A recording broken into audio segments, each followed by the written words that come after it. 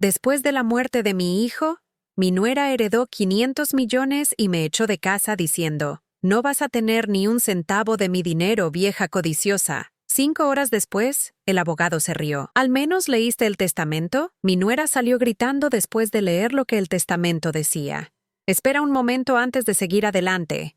Háganos saber desde qué parte del mundo estás mirando. Y si te encantan estas historias, no olvides suscribirte. El episodio de mañana será absolutamente alucinante, pero necesito contarte todo desde el principio, porque lo que pasó después cambió mi vida para siempre.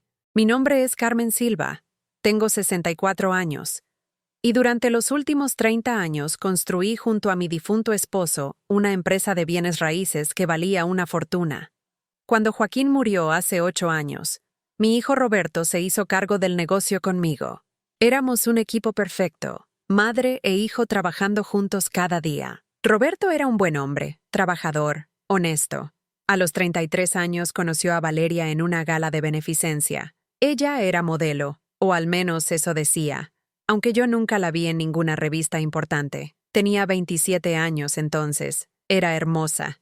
Eso no lo podía negar, pero había algo en sus ojos que no me gustaba. Una frialdad que aparecía cuando pensaba que nadie la estaba mirando. Desde el principio, Valeria dejó claro que no le interesaba formar parte de nuestra familia de verdad. En las cenas dominicales se quedaba callada, revisando su teléfono, respondiendo con monosílabos cuando yo trataba de conversar con ella. Roberto la defendía siempre. Decía que era tímida, que necesitaba tiempo para adaptarse a nuestra forma de ser. «Dale una oportunidad, mamá», me decía Roberto cuando yo le expresaba mis preocupaciones. «Viene de una familia diferente, más reservada. Ya verás cómo cambia cuando tengamos hijos». Y sí tuvieron hijos. Los gemelos, Santiago y Emilia, llegaron 2 años después del matrimonio. Cuando los vi por primera vez en el hospital, mi corazón se llenó de una alegría que no había sentido desde que nació Roberto. Eran preciosos, con los ojos verdes de su padre y una sonrisa que iluminaba toda la habitación. Pero incluso durante el embarazo, Valeria mantuvo esa distancia conmigo. Cuando yo ofrecía ayuda para preparar la habitación de los bebés, ella decía que ya tenía todo controlado. Cuando sugería nombres familiares, me respondía que ella y Roberto ya habían decidido. Era como si estuviera marcando territorio constantemente, recordándome que yo era la abuela, no la madre. Los niños crecieron y yo los adoraba. Cada tarde después del trabajo pasaba por la casa para verlos, para jugar con ellos, para ayudar con las tareas cuando empezaron el colegio. Santiago era igual a Roberto de pequeño, curioso y lleno de energía. Emilia era más tranquila, pero tenía esa inteligencia brillante en sus ojos que me recordaba a su abuelo Joaquín. Valeria toleraba mis visitas, pero siempre con esa actitud de estar haciendo un gran favor. Nunca me invitaba a quedarme a cenar. Nunca me preguntaba mi opinión sobre nada relacionado con los niños. Si Roberto no estaba en casa, las visitas se volvían tensas e incómodas. «Abuela Carmen», me decía Santiago corriendo hacia mí cada tarde, «¿me ayudas con mi proyecto de ciencias?». Y yo me sentaba con él en la mesa del comedor, explicándole sobre los planetas o sobre cómo crecen las plantas, mientras Valeria nos observaba desde la cocina con esa expresión que nunca pude descifrar completamente. Hace 6 meses, Roberto comenzó a actuar de manera extraña. Llegaba tarde del trabajo. Parecía preocupado por algo que no quería compartir conmigo. Un día lo encontré en su oficina después de las horas normales, revisando documentos legales que rápidamente guardó cuando me vio entrar. «¿Todo está bien, mijo?», le pregunté, usando el apodo que le decía desde niño. «Sí, mamá, todo perfecto. Solo estoy organizando algunos papeles de la empresa», me respondió. Pero había algo en su tono que no me convenció.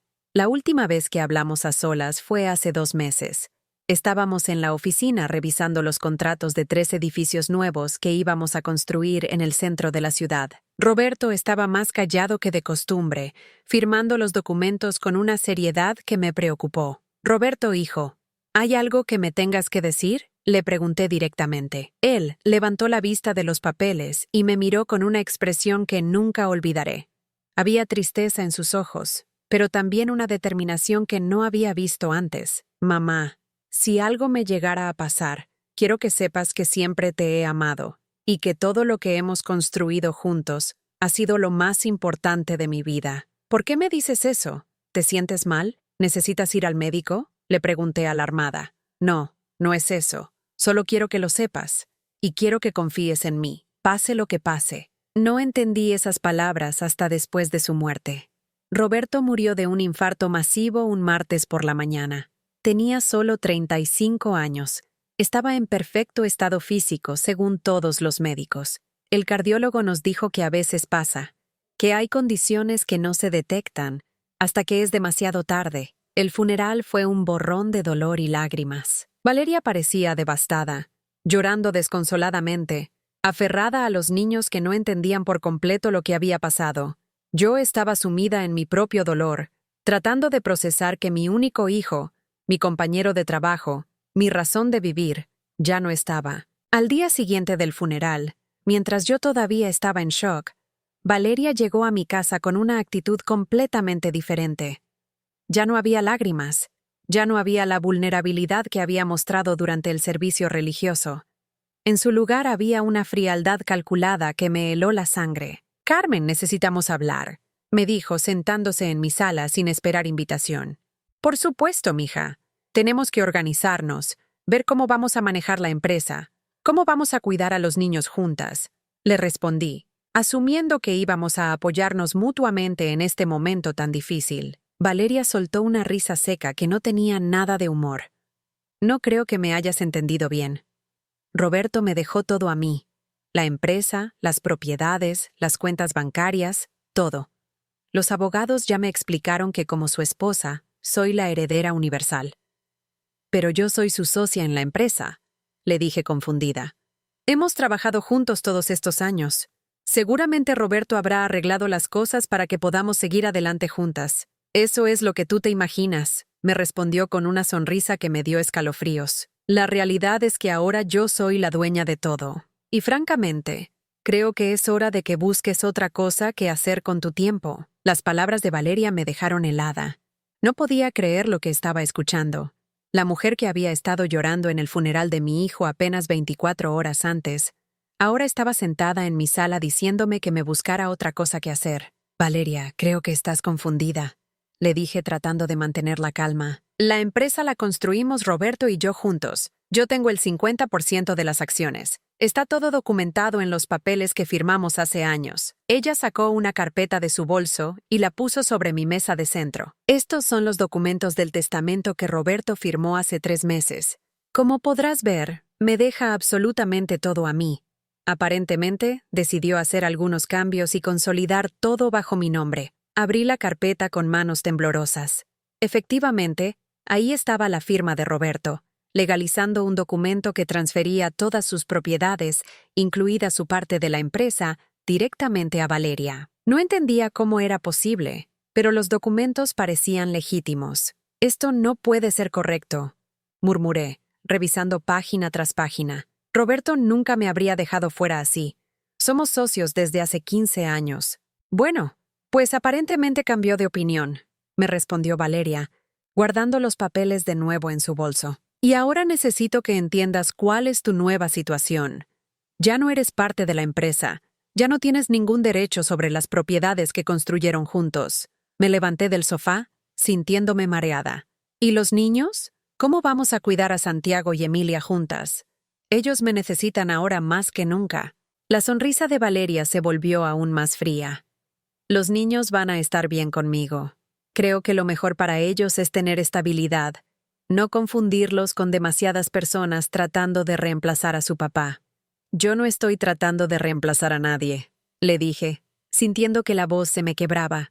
«Soy su abuela. Los he cuidado desde que nacieron». «Era su abuela cuando Roberto estaba vivo para pedírmelo», me corrigió. «Ahora las cosas son diferentes. Creo que lo mejor es que tengamos algo de espacio mientras todos nos adaptamos a esta nueva realidad». No podía creer lo que estaba escuchando. En menos de una semana había perdido a mi hijo, y ahora esta mujer me estaba diciendo que también perdería el acceso a mis nietos y a la empresa que había sido mi vida durante décadas. Esa misma tarde, Valeria se mudó de la casa donde habían vivido con Roberto a una mansión que acababa de comprar en el barrio más exclusivo de la ciudad. Cuando fui a verla, pensando que tal vez habíamos tenido un malentendido, me encontré con que había contratado seguridad privada. La señora Valeria no está recibiendo visitas, me dijo el guardia en la puerta, como si yo fuera una extraña y no la abuela de los niños que vivían ahí. Soy Carmen Silva, la abuela de Santiago y Emilia, le expliqué. Solo quiero ver a mis nietos. Lo siento, señora, pero tengo órdenes estrictas. Nadie entra sin autorización previa de la señora Valeria. Me quedé ahí parada, mirando esa casa enorme que mi dinero había ayudado a comprar, sin poder ver a los únicos familiares que me quedaban en el mundo. Durante las siguientes semanas, traté de contactar a Valeria por todos los medios posibles. Le mandé mensajes, la llamé, incluso fui a la oficina de la empresa que ahora supuestamente era suya. Cada intento fue infructuoso. Había cambiado su número de teléfono, y en la empresa me dijeron que había dado instrucciones de no permitirme el ingreso. 2 semanas después de la muerte de Roberto, recibí una carta de un estudio de abogados que no conocía. La carta decía que, por órdenes de la señora Valeria Silva, debía dejar de intentar contactarla o a sus hijos, y que cualquier acercamiento futuro sería considerado acoso.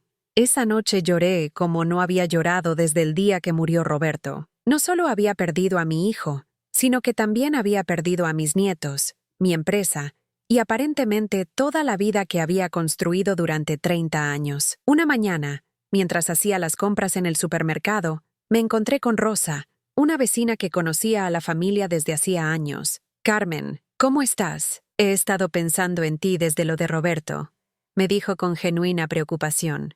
Sobreviviendo, le respondí, porque no había una palabra mejor para describir cómo me sentía. Vi que Valeria se mudó a esa casa enorme en las colinas. Debe ser difícil para los niños adaptarse a tantos cambios. No lo sé, admití. No me deja verlos. Rosa me miró con sorpresa. ¿En serio? Pero si tú prácticamente los criaste. Siempre que los veía contigo parecían tan felices. Bueno, ahora las cosas son diferentes, murmuré, no queriendo entrar en detalles. Es extraño, continuó Rosa. El otro día la vi en el centro comercial con un hombre que no era Roberto. Se veían muy íntimos. Pensé que era raro tan pronto después del funeral. Sus palabras me golpearon como un puño en el estómago. ¿Valeria ya andaba con otro hombre? ¿Tan pronto después de perder a Roberto? ¿Estás segura de que era ella? Le pregunté. Completamente. Además, estaba gastando dinero como si no hubiera mañana. Compró ropa para ella, juguetes carísimos para los niños, y ese hombre la ayudaba a cargar las bolsas como si fueran una pareja. Esa noche no pude dormir pensando en lo que Rosa me había contado. Si Valeria ya tenía una relación con otro hombre tan pronto después de la muerte de Roberto, ¿qué más estaba ocultando? ¿Y qué significaba esto para Santiago y Emilia? Al día siguiente decidí hacer algo que nunca pensé que haría. Contraté a un investigador privado. Necesitaba saber qué estaba pasando realmente, no solo por mí, sino por mis nietos. El investigador, un hombre mayor llamado señor Herrera, me explicó que podía averiguar sobre las actividades de Valeria sin infringir ninguna ley. Solo quiero saber si mis nietos están bien, le dije. Y quiero entender cómo es posible que Roberto me haya dejado completamente fuera de su testamento. Lo que me cuenta es muy extraño, me respondió el señor Herrera. En casos como este, normalmente hay señales de que algo no está bien. Le sugiero que empecemos investigando los movimientos financieros y las actividades sociales de su nuera. Una semana después, el señor Herrera me llamó para reunirnos. Carmen, encontré algunas cosas que creo que necesitas saber, me dijo, poniéndose serio. Su nuera ha estado gastando dinero a un ritmo extraordinario. En las últimas 3 semanas ha comprado 2 autos de lujo, ha hecho depósitos en cuentas a nombre de un tal Andrés Morales y ha estado frecuentando lugares muy costosos con este mismo hombre. ¿Andrés Morales? ¿Quién es él?, pregunté. Eso es lo más interesante. Andrés Morales es un hombre con el que su nuera ha estado saliendo desde hace al menos 8 meses, mucho antes de la muerte de su hijo. El mundo se me volvió a caer encima. Valeria había estado engañando a Roberto mientras él estaba vivo. y ahora estaba usando el dinero de la herencia para mantener a su amante. La información que me dio el señor Herrera me dejó devastada, pero también me llenó de una rabia que no había sentido antes. Mi hijo había muerto creyendo que su esposa lo amaba, mientras ella lo engañaba con otro hombre, y ahora estaba usando el dinero que Roberto y yo habíamos trabajado tanto para conseguir, para mantener a su amante. Hay más, continuó el señor Herrera, abriendo una carpeta con fotografías. He estado documentando sus movimientos durante la última semana. Aquí puede ver cómo Valeria y Andrés Morales han estado juntos constantemente. Van a restaurantes caros, se hospedan en hoteles de lujo, y él conduce uno de los autos que ella compró. Las fotografías me mostraban a una Valeria que yo no conocía, sonriente, cariñosa, abrazada de este hombre como si fuera el amor de su vida. La misma mujer que hace apenas 3 semanas lloraba en el funeral de mi hijo. ¿Y los niños? ¿Los ha visto con ellos? Pregunté. Sí, aquí tengo algunas fotos de cuando salieron los 4 juntos al parque. Los niños parecen conocerlo bien, como si no fuera la primera vez que lo ven. Eso me dolió más que todo lo demás. Santiago y Emilia ya conocían al amante de su madre. Probablemente habían estado conviviendo con él mientras Roberto todavía estaba vivo. Señor Herrera, necesito que averigüe todo lo que pueda sobre este Andrés Morales. Y también quiero que investigue más sobre el testamento de Roberto. Algo no está bien ahí. Ya empecé con eso, me respondió. Andrés Morales tiene 31 años, trabaja como entrenador personal en un gimnasio exclusivo y tiene deudas considerables. Al parecer, Valeria ya ha pagado sus tarjetas de crédito y le ha comprado ropa cara y joyas. Salí de esa reunión sintiéndome enferma. No solo por la traición a la memoria de Roberto, sino por pensar en mis nietos creciendo en ese ambiente de mentiras y engaños. Esa misma tarde, mientras estaba en casa tratando de procesar toda esta información, sonó el timbre. Al abrir la puerta, me encontré con un hombre mayor, bien vestido, con un maletín en la mano. ¿Señora Carmen Silva?, me preguntó. Sí, soy yo. Mi nombre es Álvaro Torres. Fui el contador personal de su hijo Roberto durante los últimos 5 años. ¿Podría hablar con usted un momento? Es muy importante. Lo invité a pasar, preguntándome qué más podría salir mal en mi vida. Señora Carmen, vine porque tengo algo que Roberto me pidió que le entregara solo en caso de que algo le pasara a él, me dijo, sacando un sobre sellado de su maletín. ¿Un sobre? ¿Cuándo le dio esto? Hace exactamente 2 meses. Roberto vino a mi oficina muy preocupado. Me pidió que guardara este sobre y se lo entregara a usted únicamente si él moría o si algo grave le pasaba. Tomé el sobre con manos temblorosas. En la parte frontal, con la letra de Roberto, estaba escrito: para mamá. Solo si algo me pasa, con todo mi amor. ¿Sabe qué contiene?, le pregunté al señor Torres. No, Roberto no me dijo nada específico, pero sí me contó que había descubierto algunas cosas sobre Valeria que lo tenían muy preocupado. Me pidió que, si algo le pasaba, me asegurara de que usted recibiera este sobre antes de que se leyera completamente su testamento. ¿Antes de que se leyera completamente su testamento? ¿Qué significa eso? El señor Torres me miró con seriedad. Significa que aparentemente hay partes del testamento de Roberto que aún no se han revelado. Valeria solo asistió a una lectura parcial con los abogados que ella eligió. Roberto me dijo que había más documentos que yo debía entregar personalmente. Mi corazón comenzó a latir más rápido. ¿Era posible que hubiera más información que Valeria no conocía? Después de que el señor Torres se fuera, me senté en mi mesa del comedor y abrí el sobre con mucho cuidado. Dentro había una carta escrita a mano por Roberto, junto con algunos documentos que no reconocí de inmediato. Mamá querida, comenzaba la carta, si estás leyendo esto, significa que ya no estoy contigo y que el señor Torres cumplió con su promesa de entregártelo. Mis ojos se llenaron de lágrimas al ver la letra familiar de mi hijo. Necesito contarte algo que he estado guardando, porque no sabía cómo decírtelo sin destrozar a toda la familia. Hace 3 meses descubrí que Valeria me está engañando. Contraté a un investigador y confirmé que tiene una relación con un hombre llamado Andrés Morales desde hace más de 1 año. Tuve que parar de leer para respirar profundamente. Roberto había sabido sobre la infidelidad de Valeria antes de morir. Al principio pensé en confrontarla directamente, pero luego me di cuenta de que necesitaba protegerte a ti y a los niños primero. Valeria no es la mujer que creíamos que era. He estado grabando sus conversaciones telefónicas con Andrés y descubrí que estaban planeando divorciarse de mí en cuanto encontraran la manera de quedarse con la mayor parte de la empresa y las propiedades. No podía creer lo que estaba leyendo. Mi nuera había estado planeando robar todo lo que Roberto y yo habíamos construido. En las grabaciones que vas a encontrar adjuntas, Valeria le dice a Andrés que yo soy demasiado tonto para darme cuenta de lo que está pasando y que una vez que tenga todo el dinero, van a irse juntos a vivir a España. También habla muy mal de ti, mamá. Dice que eres una vieja entrometida que siempre está estorbando sus planes. Las lágrimas comenzaron a correr por mis mejillas. Roberto había estado sufriendo en silencio, sabiendo que su esposa lo estaba traicionando y que además hablaba mal de mí. Por eso decidí hacer algunos cambios legales para protegernos. El testamento que Valeria conoce es solo una parte de la historia. Hay documentos adicionales que el señor Torres tiene en su poder, que cambian completamente la distribución de la herencia. Mi corazón se detuvo. ¿Había más documentos? Mamá.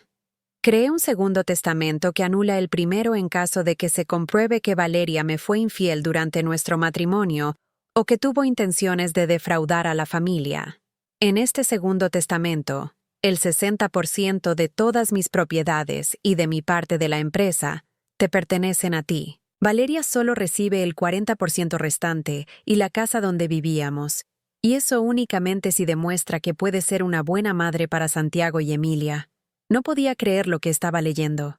Roberto había anticipado todo esto y había tomado medidas para protegerme.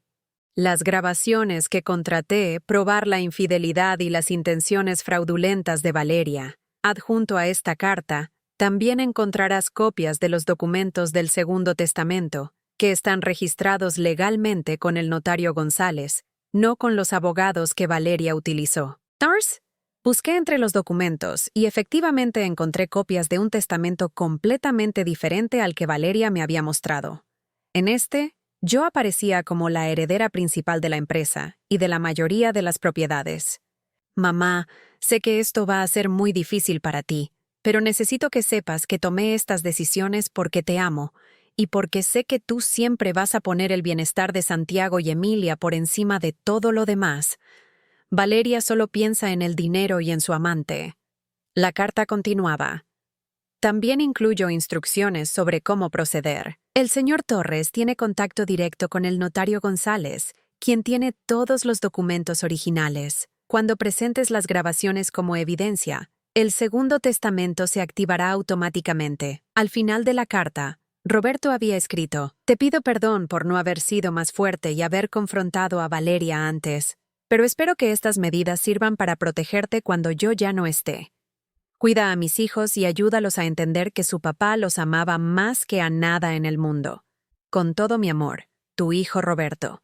Busqué entre los documentos hasta encontrar un pequeño dispositivo de grabación y varios CDs. Con manos temblorosas, puse el primer CD en mi computadora. La voz de Valeria salió clara e inconfundible. «Andrés, mi amor, Roberto es tan ingenuo. Cree que soy la esposa perfecta, mientras tú y yo planeamos nuestro futuro juntos. Una vez que tenga todo su dinero, nos iremos a España como habíamos planeado». La voz de un hombre respondía: «¿Y la vieja entrometida de su madre? Carmen no va a ser un problema. En cuanto Roberto no esté, la voy a echar de la empresa y de nuestras vidas. Esa mujer siempre ha sido una piedra en el zapato». Tuve que pausar la grabación porque estaba temblando de rabia.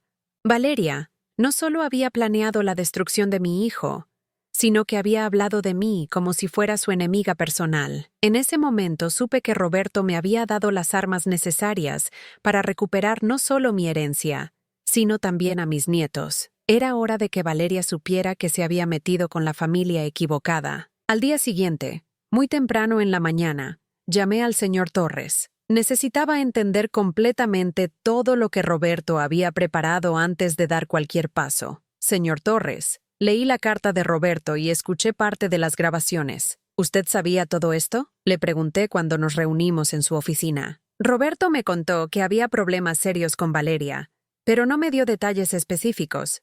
Solo me pidió que guardara estos documentos y que los activara si algo le pasaba. Me respondió, abriendo una caja fuerte. Aquí tengo los documentos originales del Segundo Testamento y toda la evidencia que Roberto recopiló durante esos últimos meses. El señor Torres sacó una carpeta gruesa llena de documentos legales, fotografías y más grabaciones. Roberto fue muy meticuloso.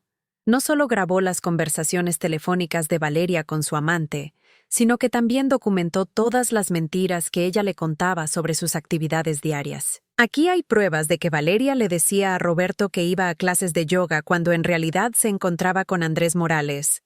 Me mostró fotografías fechadas donde se veía claramente a Valeria entrando y saliendo de hoteles con Andrés, siempre en los horarios que ella le había dicho a Roberto que estaría en otras actividades. ¿Y el notario González?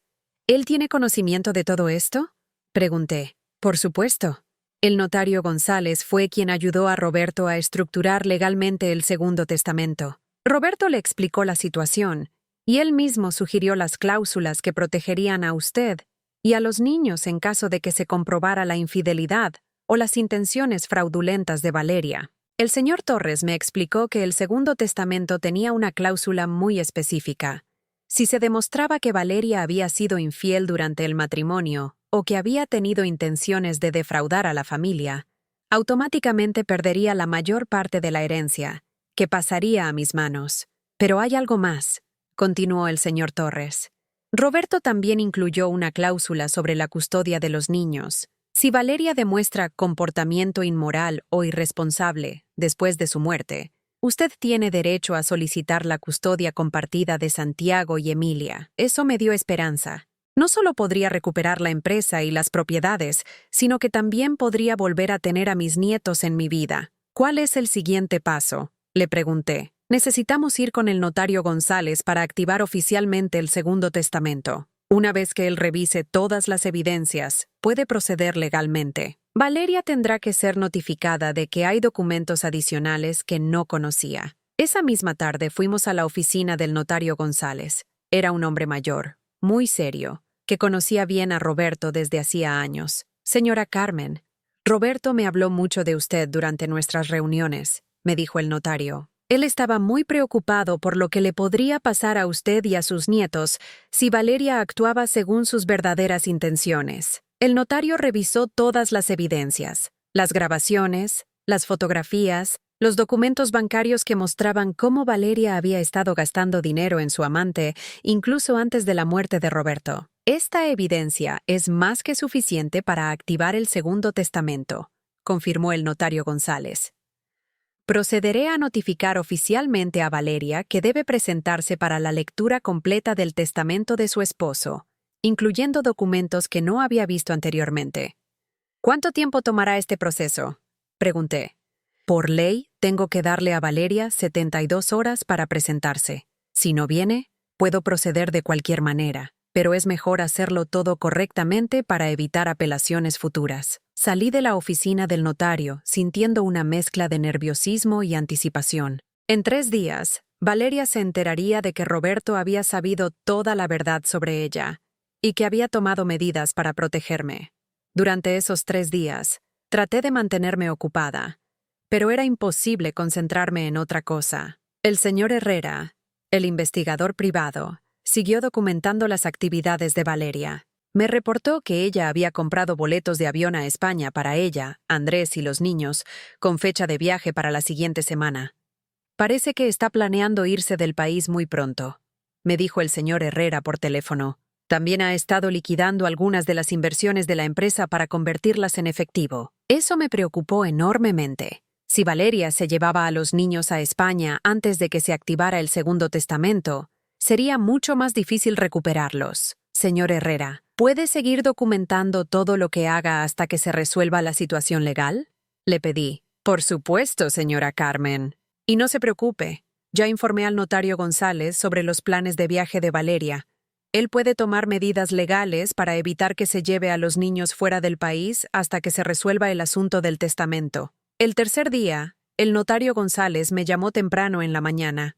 Señora Carmen, Valeria va a venir esta tarde a las 4:00 p.m. para la lectura completa del testamento. ¿Puede estar aquí a esa hora? Por supuesto, le respondí, sintiendo que el estómago se me revolvía de nervios. También he citado al señor Torres como testigo, ya que él tiene documentos adicionales que Roberto le encargó. Y he tomado la medida precautoria de notificar a Migración sobre los planes de viaje de Valeria con los menores. Así que no podrá salir del país hasta que esto se resuelva. Esa tarde, llegué a la oficina del notario González 1 hora antes de la cita. Quería estar completamente preparada para lo que iba a pasar. El señor Torres ya estaba ahí, con todas las carpetas organizadas. ¿Está lista para esto?, me preguntó. He estado lista desde el día que Valeria me echó de mi propia empresa, le respondí. A las 4:00 p.m. en punto, Valeria llegó acompañada de un abogado que yo no conocía. Venía vestida con ropa cara, joyas nuevas, y esa actitud arrogante que ya conocía bien. Cuando me vio sentada en la oficina, su expresión cambió inmediatamente. ¿Qué hace ella aquí?, le preguntó al notario González. Señora Valeria, la señora Carmen tiene derecho a estar presente porque los documentos que vamos a revisar hoy la afectan directamente, le respondió el notario con calma profesional. No entiendo de qué documentos está hablando. El testamento de Roberto ya se leyó y todo está clarísimo, dijo Valeria, sentándose con actitud defensiva. Ese es exactamente el problema, le respondió el notario González. Usted solo asistió a una lectura parcial. Su esposo dejó documentos adicionales que por ley deben ser leídos en su totalidad. El abogado de Valeria se inclinó para hablarle en voz baja, pero ella lo interrumpió. Esto es ridículo. Roberto me dejó todo a mí como su esposa. No hay nada más que discutir. El notario González abrió la carpeta principal y sacó el segundo testamento. Señora Valeria, su esposo Roberto Silva redactó un segundo testamento con fecha posterior al que usted conoce. En este documento, él incluyó cláusulas específicas relacionadas con el comportamiento moral de los beneficiarios. ¿Comportamiento moral? ¿De qué está hablando?, preguntó Valeria, pero pude notar que su voz había perdido algo de seguridad. Su esposo incluyó una cláusula que anula la distribución original de la herencia en caso de que se compruebe infidelidad conyugal o intenciones fraudulentas por parte del beneficiario principal, explicó el notario. Valeria se puso pálida. Eso es imposible. Roberto nunca. Él no sabía nada. Él confiaba en mí completamente. El notario González puso el primer CD en su reproductor.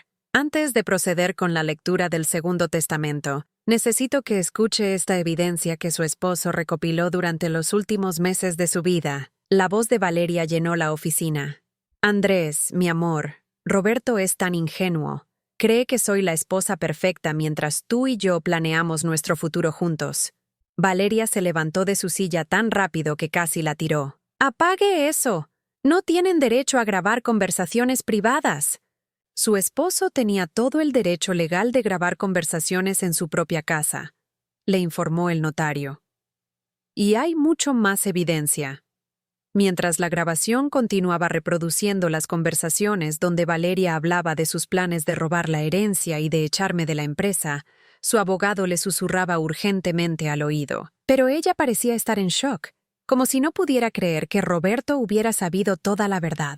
Cuando terminó la primera grabación, el notario sacó las fotografías donde se veía claramente a Valeria con Andrés en hoteles y restaurantes. Esta evidencia demuestra sin lugar a dudas que usted mantuvo una relación extramarital durante su matrimonio con Roberto Silva y que además tenía intenciones de defraudar a la familia, concluyó el notario González. El abogado de Valeria finalmente habló. ¿Cuáles son las implicaciones legales de todo esto? Las implicaciones son claras, respondió el notario, abriendo el segundo testamento. Según este documento legal, válido y registrado, el 60% de todas las propiedades de Roberto Silva pasan a su madre, Carmen Silva. Valeria Silva retiene únicamente el 40% de la herencia y la casa familiar, condicionado a que demuestre ser una madre responsable para Santiago y Emilia Silva. Valeria se desplomó en su silla, toda su arrogancia desaparecida por completo. El silencio en la oficina del notario González fue absoluto después de que leyera las implicaciones del segundo testamento. Valeria se había quedado completamente inmóvil en su silla, con la cara pálida como si acabara de ver un fantasma. Su abogado revisaba frenéticamente los documentos que el notario le había entregado. Esto no puede ser legal, murmuró finalmente Valeria, con una voz que apenas se escuchaba. Le aseguro que todos estos documentos son completamente legales y válidos, le respondió el notario González con tranquilidad. Su esposo siguió todos los procedimientos correctos. El segundo testamento fue registrado apropiadamente y tiene precedencia sobre el anterior debido a su fecha posterior y a las cláusulas específicas que se han activado. Valeria me miró con una expresión de odio puro que me hizo sentir escalofríos. «Tú sabías esto, ¿verdad?», me acusó. «Tú lo convenciste de hacer esto. Tú nunca me quisiste y manipulaste a Roberto para que me traicionara. Yo no sabía nada de esto hasta hace 3 días», le respondí con calma. «Roberto tomó estas decisiones él solo, después de descubrir que tú lo estabas engañando y robando». «Yo nunca lo robé», gritó Valeria, perdiendo completamente la compostura. El señor Torres se levantó y sacó más documentos de su carpeta. «Señora Valeria, tengo aquí los registros bancarios que muestran cómo usted transfirió $200,000 de las cuentas conjuntas con Roberto a cuentas personales de Andrés Morales durante los últimos 6 meses. También tengo los recibos de los regalos caros que le compró con dinero de la empresa familiar». El abogado de Valeria revisó los documentos y le susurró algo al oído. Ella negó con la cabeza violentamente. «No voy a aceptar esto. Vamos a apelar. Vamos a demostrar que estos documentos son falsos, que fueron fabricados para perjudicarme». Señora Valeria», intervino el notario, «todos estos documentos están registrados oficialmente y han sido verificados por peritos. Cualquier apelación que presente será rechazada. Mi consejo es que acepte la nueva distribución de la herencia y se concentre en cumplir con las condiciones para mantener su parte». «¿Qué condiciones?», preguntó el abogado de Valeria. El notario leyó directamente del testamento. Valeria Silva mantendrá el 40% de la herencia y la residencia familiar únicamente si demuestra ser una madre responsable y estable para Santiago y Emilia Silva. Esto incluye mantener a los menores en su ciudad natal para preservar su estabilidad educativa y emocional, permitir acceso regular a su abuela paterna y demostrar que puede mantener un hogar estable sin depender financieramente de terceras personas. Valeria se puso aún más pálida. Sus planes de mudarse a España con Andrés acababan de ser destruidos completamente. «También», continuó el notario, «el testamento especifica que si Valeria Silva no cumple con estas condiciones, la custodia compartida de los menores pasará automáticamente a Carmen Silva». «Esto es una pesadilla», murmuró Valeria, poniendo la cabeza entre las manos. Su abogado le habló en voz muy baja durante varios minutos. Finalmente, él se dirigió al notario. «Mi clienta necesita tiempo para procesar esta información. ¿Cuánto tiempo tiene para tomar decisiones respecto a su nueva situación?» «Las medidas entran en efecto inmediatamente», respondió el notario González. «Señora Carmen, usted ahora es la propietaria mayoritaria de la empresa Silva & Associates y de todas las propiedades asociadas. También tiene derecho a acceso inmediato e irrestricto a sus nietos». Me levanté de mi silla sintiendo una mezcla de triunfo y tristeza. Triunfo porque finalmente se había hecho justicia, pero tristeza porque todo esto había costado la vida de mi hijo. «Señor Torres, ¿podría acompañarme mañana temprano a la empresa para hacer los cambios administrativos necesarios?», le pregunté. «Por supuesto, señora Carmen. También sugiero que contactemos a los empleados clave para informarles sobre los cambios de gerencia». Valeria levantó la cabeza bruscamente. «¿Cambios de gerencia? Pero yo soy la presidenta de la empresa». «Era la presidenta», la corregí.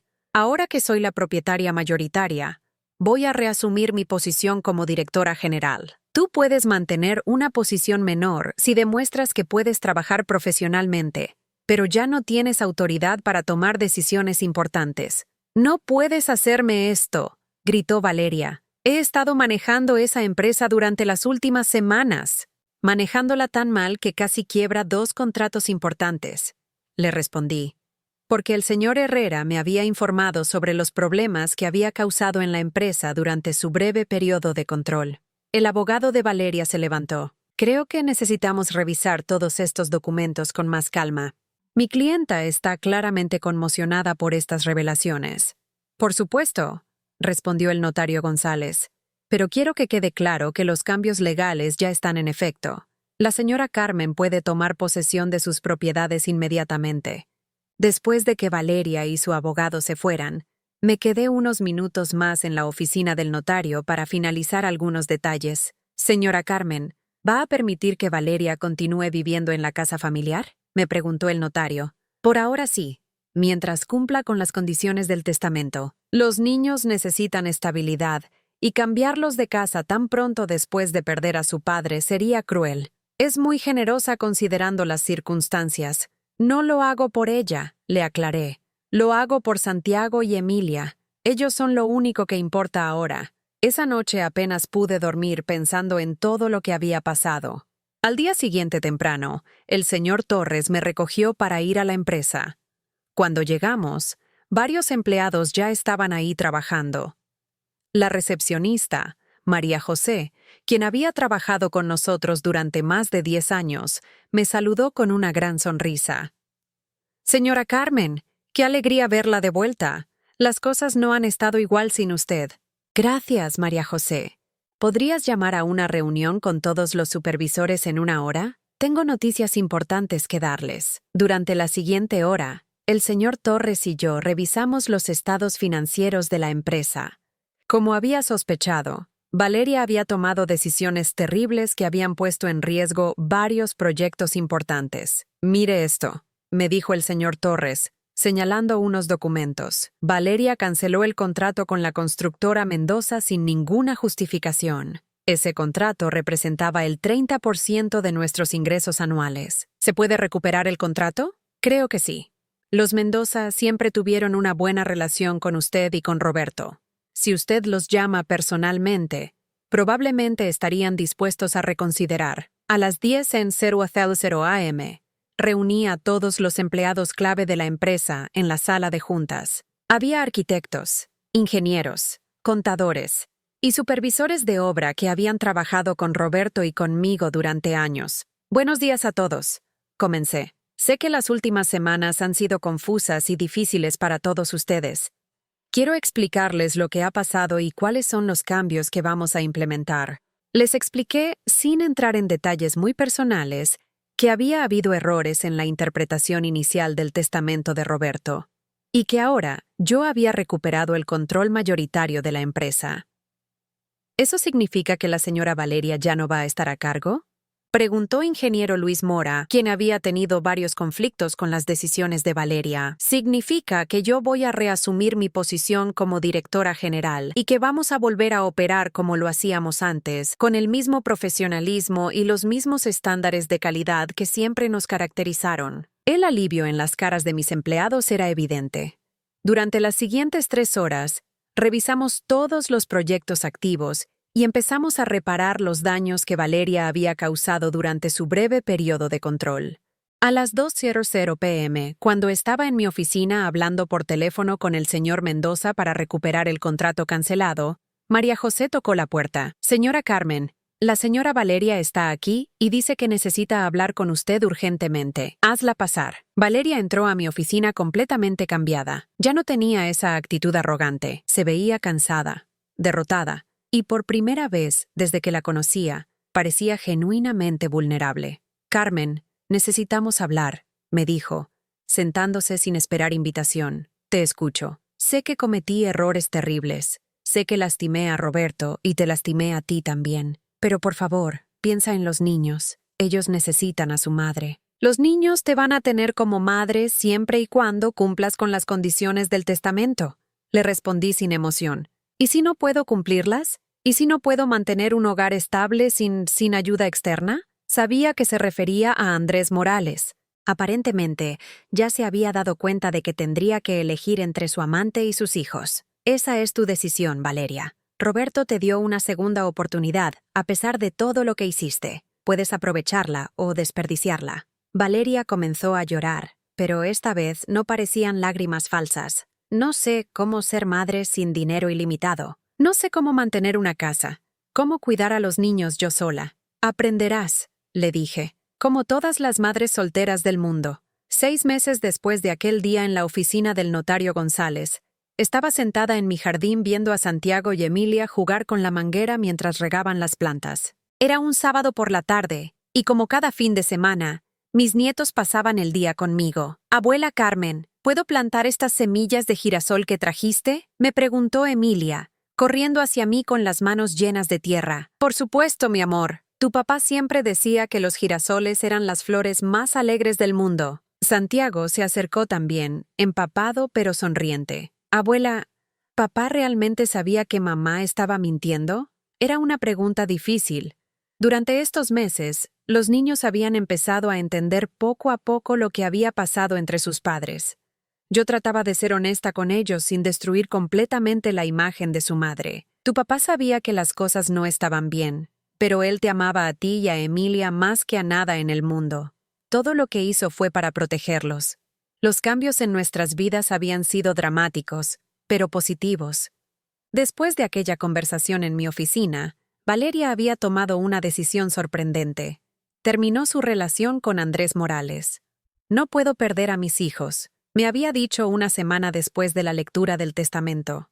Cometí errores terribles, pero Santiago y Emilia son lo único bueno que hice en mi vida. Al principio no le creí.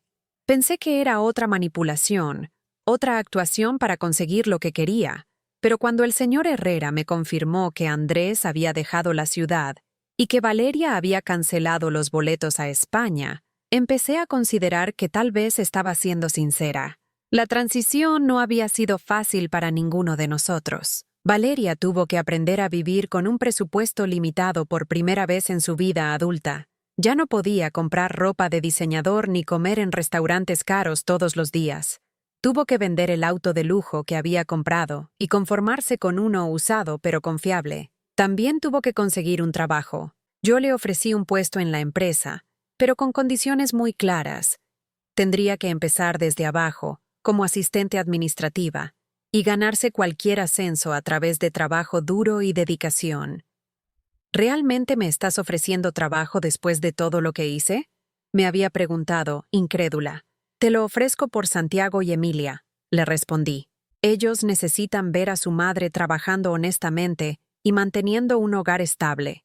Si puedes demostrar que has cambiado, tal vez podamos encontrar una manera de coexistir pacíficamente. Los primeros meses fueron tensos.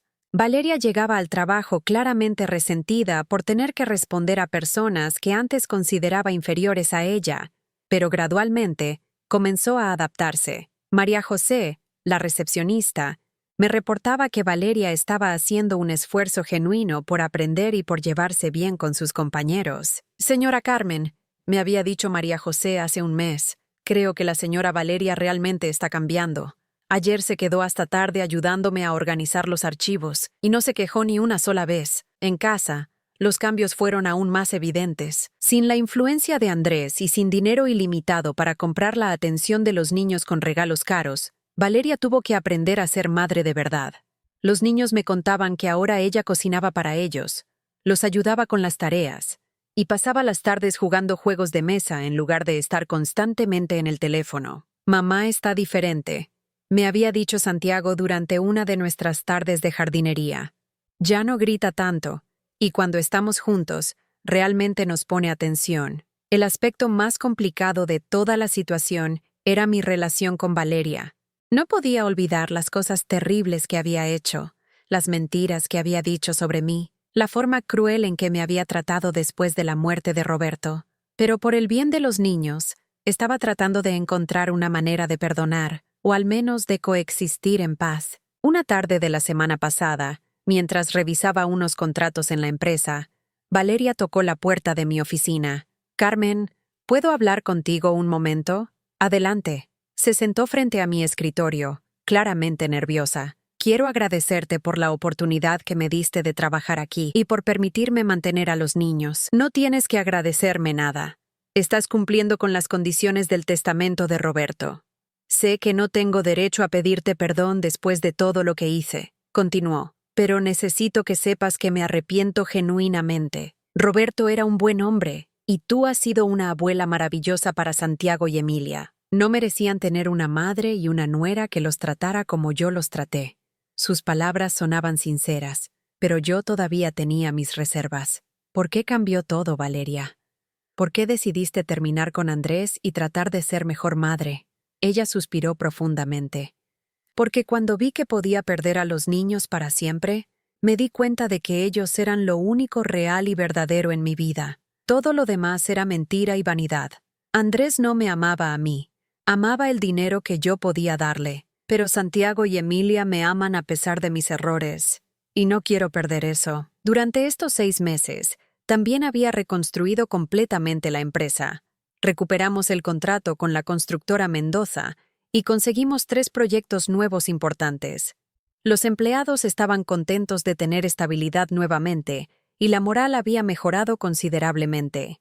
Además, había usado parte de la herencia para crear la Fundación Roberto Silva, dedicada a ayudar a viudas que hubieran perdido el soporte económico de sus esposos. Sabía que Roberto habría aprobado esa decisión. «Abuela», me dijo Emilia, interrumpiendo mis pensamientos, «¿crees que papá estaría orgulloso de cómo estamos ahora?» Me agaché para estar a su altura y la abracé. «Creo que tu papá estaría muy orgulloso de ver cómo tú y Santiago han sido fuertes y valientes durante estos meses difíciles. Y creo que estaría contento de saber que su familia está unida otra vez». «¿Mamá también es parte de la familia otra vez?», preguntó Santiago. Era la pregunta más difícil. Valeria había demostrado cambios genuinos, pero yo todavía estaba procesando mis propios sentimientos hacia ella. «Tu mamá siempre va a ser tu mamá», le respondí cuidadosamente. «Y mientras siga demostrando que puede cuidarte bien a ti y a Emilia, vamos a encontrar la manera de que todos podamos estar en paz». Esa noche, después de que Valeria recogió a los niños para llevarlos de vuelta a la casa familiar, me quedé en mi jardín pensando en todo lo que había pasado. Roberto me había protegido desde el más allá, anticipando exactamente lo que iba a pasar y dándome las herramientas necesarias para recuperar no solo mi patrimonio, sino también a mis nietos.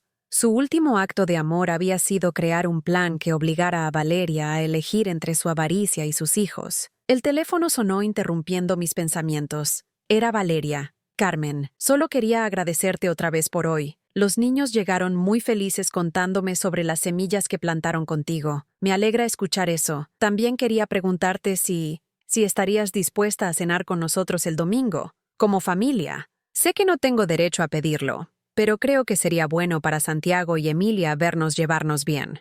La invitación me sorprendió. Durante 6 meses, nuestras interacciones habían sido cordiales pero distantes. «¿Estás segura de que quieres eso?», le pregunté. «Estoy segura. Mis hijos merecen tener a toda su familia junta, y tú mereces el respeto que no te di antes». Acepté su invitación. No porque hubiera perdonado completamente todo lo que había hecho, sino porque era lo mejor para Santiago y Emilia. El domingo, mientras cenábamos juntos en la mesa del comedor donde tantas veces habíamos compartido comidas familiares, cuando Roberto estaba vivo, observé a mis nietos riendo y contándonos sobre sus proyectos escolares. Valeria los escuchaba atentamente, haciéndoles preguntas, genuinamente interesada en sus respuestas. «Abuela Carmen», me dijo Santiago mientras comíamos el postre, «¿crees que papá puede vernos desde el cielo?». «Estoy segura de que sí, mi amor. Entonces él puede ver que mamá está aprendiendo a hacer tu receta de flan», añadió Emilia con una sonrisa. Miré a Valeria sorprendida. «¿Has estado cocinando?». «He estado tratando», me respondió con una sonrisa tímida.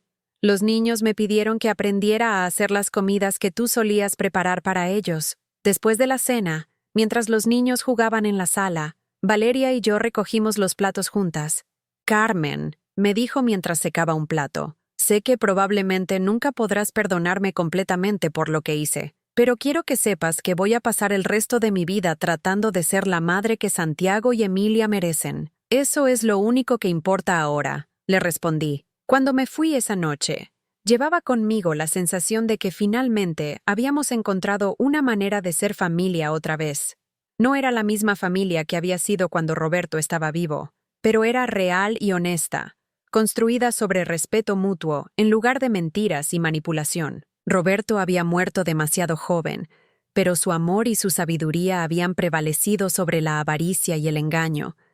Había logrado protegernos a todos, incluso a Valeria de sí misma, y había creado la oportunidad para que su familia pudiera sanarse y seguir adelante. Mientras manejaba de regreso a mi casa, pensé en las palabras que Roberto me había escrito en su carta. Cuida a mis hijos y ayúdalos a entender que su papá los amaba más que a nada en el mundo. Esa era exactamente la promesa que iba a cumplir.